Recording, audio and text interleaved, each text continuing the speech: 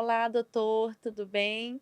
Hoje nós vamos abordar com o doutor Bruno um tema sensacional que é sobre a educação inclusiva, a necessidade de se obter, de se analisar, de entender as necessidades específicas de cada aluno quando tem aí algum transtorno, algum tipo de deficiência. Então, é um tema de muita importância, um tema que a gente atua muito dentro do escritório. Então, eu gostaria de agradecer a sua presença, sua disponibilidade de vir tratar sobre esse tema conosco. Eu que agradeço o convite, o Samantha, e é um imenso prazer estar aqui conversando com você. Muito obrigada, doutor.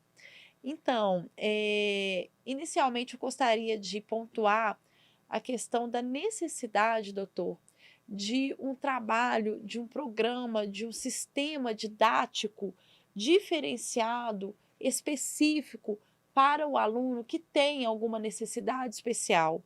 Porque o que se vê nas instituições escolares, em faculdade, em escola infantil, é, na verdade, a maioria, sem generalizar, um tratamento igual para todos, o que de fato é muito grave e o que acaba inviabilizando o acesso, a continuidade desse aluno aos estudos. Como que o senhor vê essa situação, doutor? Eu acho uma situação extremamente problemática, né, e eu vejo 2 razões possíveis para isso. Primeiro, né, essa desvalorização dos transtornos mentais de um modo geral. Então, quando a gente está falando desse grupo específico de transtorno, a gente está falando do transtorno do neurodesenvolvimento. Ou seja, no desenvolvimento daquele cérebro aconteceu algum problema. Diferente, por exemplo, dos transtornos neurodegenerativos. Quando a gente fala, por exemplo, de doença de Alzheimer, a gente tem uma degeneração desse cérebro. Por um processo de envelhecimento, enfim, um processo patológico, aquele cérebro começa a degenerar, começa a ter uma deteriorização. Os transtornos do neurodesenvolvimento no processo de desenvolvimento cerebral, aconteceu algum problema. E aqui a gente está falando, por exemplo, do TDAH, transtorno do espectro autista, alguns outros transtornos específicos do neurodesenvolvimento. Então, o primeiro aspecto é essa questão que as doenças mentais, os transtornos mentais sempre foram vistos como frescura, como, isso aí é preguiça, é só esforçar mais, lá, tá querendo ter um benefício em relação aos outros, esse é um Nossa, problema. doutor, essa foi a fala exatamente que uma cliente me trouxe de um coordenador de faculdade, É. diante de um laudo médico que lhe foi apresentado. Você imagina a gravidade. E outro problema que eu acho que explica isso, é que de fato existe um grupo de pessoas, né, que se autodiagnostica e a gente acaba que tem a prevalência de pessoas que se dizem ter TDAH, ela é maior do que de fato as pessoas que têm, então a gente tem um superdiagnóstico em alguns casos. E isso acaba prejudicando aquela pessoa que de fato tem o transtorno, né, então às vezes uma instituição chega lá várias e várias pessoas com esse diagnóstico, uma parcela dessas pessoas de fato não tem esse diagnóstico, e às vezes querem sim de fato se aproveitar de um diagnóstico, né, Sim, mas aquela pessoa que de fato tem o transtorno, eh, acaba se acaba se prejudicando. prejudicando e sendo muitas vezes ridicularizada. Hoje todo mundo tem TDAH, é só mais uma que está chegando aqui querendo ter mais tempo de prova, querendo ter um benefício, e se esforçar que é bom Exatamente. nada, né. Daí a importância de um laudo proveniente de um profissional sério, competente, respeitado, como por exemplo o doutor, né? Exatamente. É importante passar por uma avaliação cuidadosa para Sim. fazer um diagnóstico cuidadoso, mas depois que a gente tem esse diagnóstico, aí sim a gente deve ter esse tratamento diferenciado que vai entrar dentro de um combo aí do tratamento do transtorno. Sim, do aspecto jurídico, do aspecto legal, o que eu vejo de dificuldade, que eu tento realmente combater, é o aspecto de que os profissionais, a instituição, na verdade, elas não estão preparadas para o acolhimento desse aluno que passa por alguma dificuldade específica, como, por exemplo, é o caso do TDAH. Então, há uma omissão, há um silêncio da instituição em relação a esses alunos, um tratamento que, de fato, não traz não é que é benefício, a gente não quer benefício, a gente quer um tratamento que seja igual, necessário para a pessoa que tem uma dificuldade comprovada. Então eu não estou pedindo benefício, eu estou pedindo que você me trate do jeito que eu sou. é muito diferente. Então, nós temos várias situações, tem uma específica dentro de uma faculdade de medicina que está completamente ignorando laudos médicos. Então, veja que absurdo. Então, dentro da própria instituição, se negando a entender e aceitar o laudo apresentado por uma aluna. Então, por exemplo, no caso do TDAH, o Enem, ele permite que você tenha uma hora a mais de prova. Eu tenho uma lei que vai tratar exatamente dos assuntos específicos para o aluno que tem TDAH. Então, a fim de propiciar, a fim de permitir esse acesso do aluno a um tempo maior de prova, a um programa pedagógico acadêmico específico para aquele aluno. E essas recomendações, essas normas, são completamente ignoradas pela instituição, são completamente ignoradas pelo coordenador, por um professor que está ali diante dessa situação que demonstra não ter nenhuma empatia, que é onde que, inclusive, agrava a situação desse aluno, não é isso, doutor? Com certeza, porque se a gente pegar o TDAH, né, a gente vai ver que tem um prejuízo ali de atenção, que é o principal prejuízo, né, hiperatividade e impulsividade. Então essa é a tríade do TDAH, um prejuízo de atenção, uma impulsividade e uma hiperatividade. Então o que seria isso? Prejuízo de atenção, a pessoa não consegue focar, não consegue prestar atenção, distrai facilmente, perde um pouco a noção do tempo, né, às vezes a pessoa fala com ela, tá falando ali com ela, ela tá viajando, né, numa linguagem popular e tem uma dificuldade de estar conectada com aquele ambiente. É uma pessoa que muitas vezes está o tempo inteiro inquieta. Quando é mais criança, tende a ficar muito agitado, mexendo em tudo, mas quando cresce, muitas Sim. vezes essa agitação de mexer em tudo diminui, mas está ali balançando a perna, está mexendo, está com uma sensação de não ter lugar no mundo, vamos dizer assim, né? E um padrão de impulsividade, então interrompe o outro com frequência, não espera às vezes de falar, está sempre atravessando tudo. Então, isso é um transtorno. E aí quando a gente pega, por exemplo, um dos princípios do SUS é o princípio da equidade, que é você Exatamente. tratar os desiguais de forma não igual, Na medida da sua desigualdade. na medida da sua desigualdade, para que você Exatamente. atinja essa igualdade, né? Então, quando a gente propõe um tratamento para esses pacientes, um planejamento no ambiente que aquela pessoa está inserida é fundamental. Sim, exatamente. E as consequências, eu tenho um caso concreto dentro do escritório, na verdade eu tenho vários, mas esse tá bem, assim, é algo que me impactou muito, porque a pessoa, além dela já ter essa necessidade especial proveniente do TDAH, ela também acabou incidindo numa síndrome de pânico devido ao não acolhimento da instituição, que por sua vez impede a continuidade, debocha, é omissa, expõe. Então, a gente infelizmente tem uma sociedade, doutor, extremamente preconceituosa, que não acolhe, que não entende a dor, a necessidade dessas pessoas. E a gente encontrar isso dentro do ambiente escolar é algo que tem que ser debatido, enfrentado e refletido para buscar realmente mudanças. Com certeza, sim, né? Tratar essas pessoas da forma como elas merecem é fundamental. Mas o que que eu vejo hoje, né? Muitas vezes com essa banalização do diagnóstico, que isso de fato é uma realidade, aquelas pessoas que de fato têm o transtorno, elas acabam sendo prejudicadas, porque a gente tem que pensar o seguinte, né? TDAH, como eu falei, é caracterizado por aquela tríade: desatenção, Sim. hiperatividade e impulsividade. Esses sintomas devem se manifestar antes dos 12 anos de idade. Então, se eu estou diante de uma pessoa que tem 20, 30, 40 anos, na hora que eu estou fazendo uma entrevista, eu tenho que olhar todo o passado dessa pessoa e tenho que ver na vida dela ali, ao longo da história de vida dela, né, que ela tenha algum problema de desatenção, hiperatividade e impulsividade. E o que que a gente vê hoje? Muitas pessoas chegam e falam assim: eu tenho TDAH. Ah, mas por que que você acha que você tem? Porque eu não consigo me concentrar para estudar, por exemplo. Gente, estudar é uma coisa difícil para a maioria das pessoas. A maioria das pessoas tem uma certa dificuldade. Ah, pega um celular, vai ver uma série, depois. Isso por si só não caracteriza o TDAH.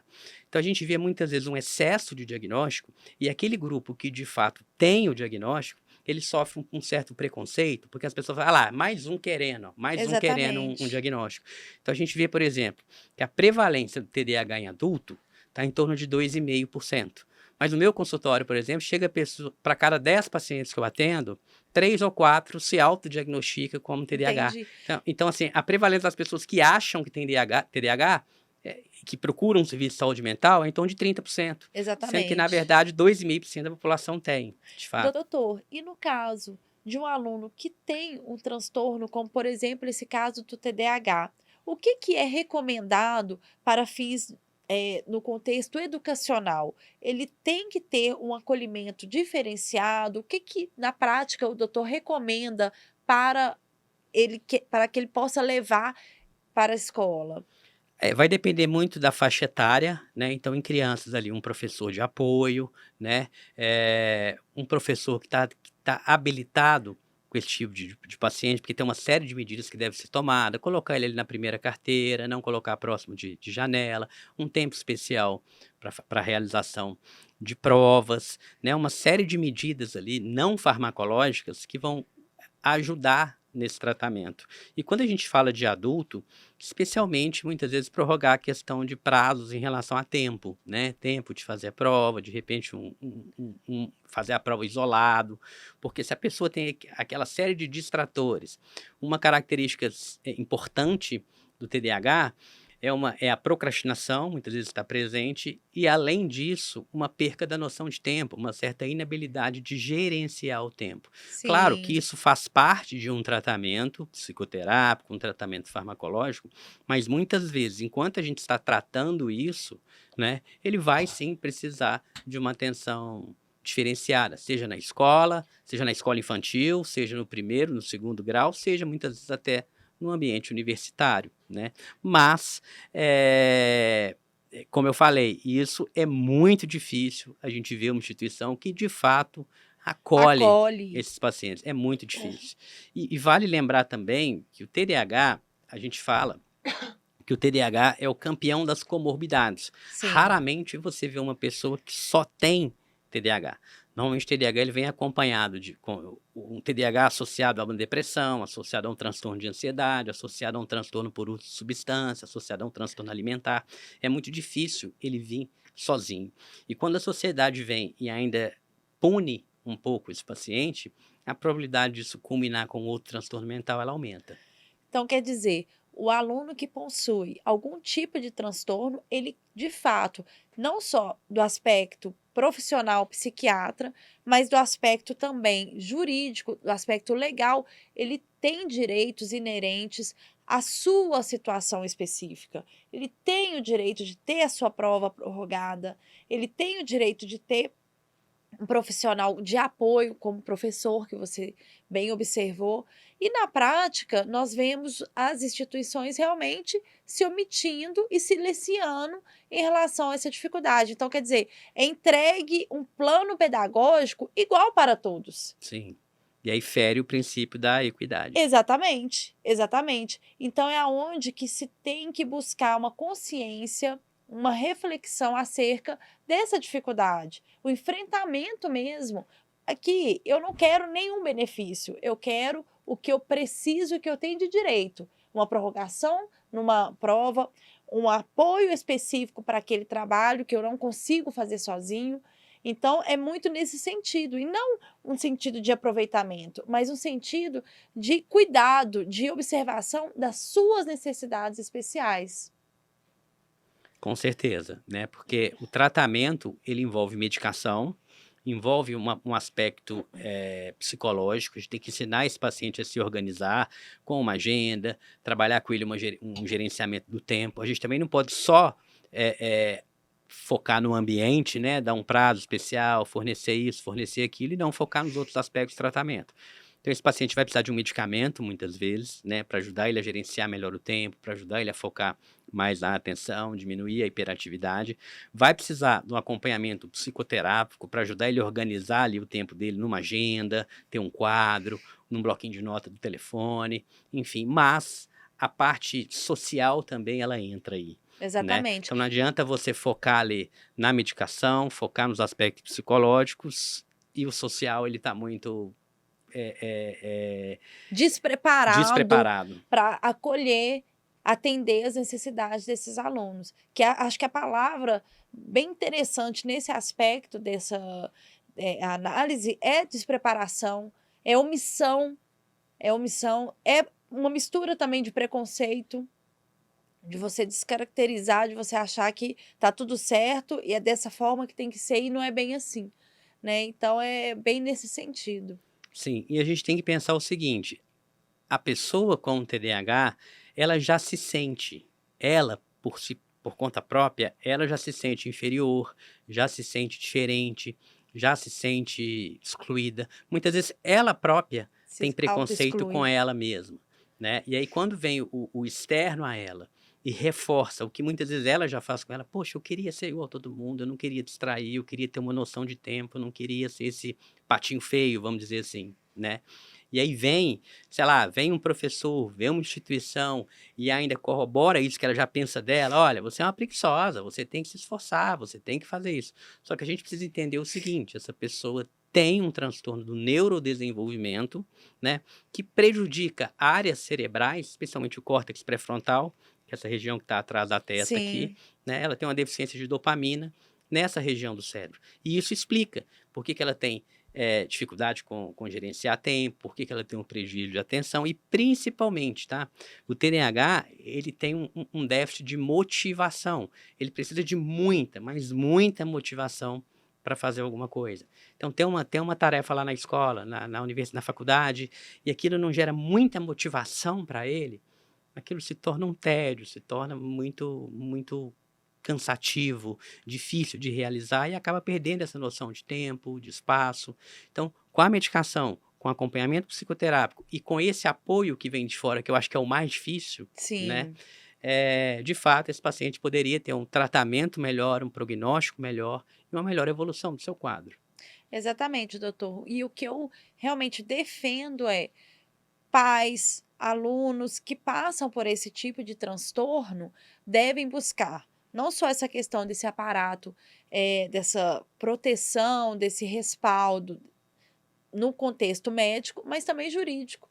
Porque a partir do momento que você sofre uma violação que gravíssima, né, no contexto específico jurídico, tem que se buscar uma solução para fins de obrigar a instituição a cumprir o que o laudo médico determina, o que a lei determina, porque acaba, doutor, que em muitas situações a pessoa fica impedida de estudar.